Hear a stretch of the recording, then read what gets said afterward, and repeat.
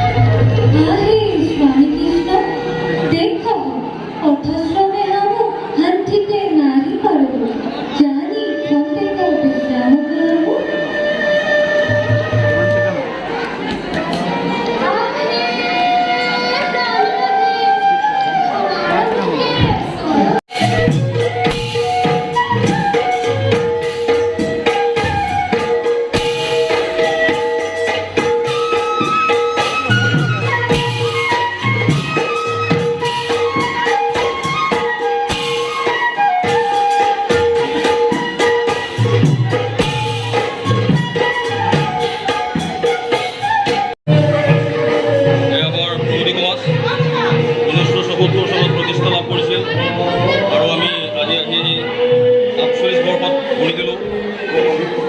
Covid protocol ৰক্ষা কৰি চৰকাৰী নিৰ্দেশনা মানি আমি এদিনীয়া কাৰ্যসূচীৰে এইবাৰ ৰাস উদযাপন কৰিছোঁ আৰু চৰকাৰী নিৰ্দেশৰ সীমা মানি দিয়া যি নিৰ্দেশ মানি দিছে সেই সময়ৰ ভিতৰতে আমি আজিৰ কাৰ্যসূচীৰ অন্ত পেলাম। আৰু এইকেইটা এটা উল্লেখযোগ্য কথা ক'ব লাগিব।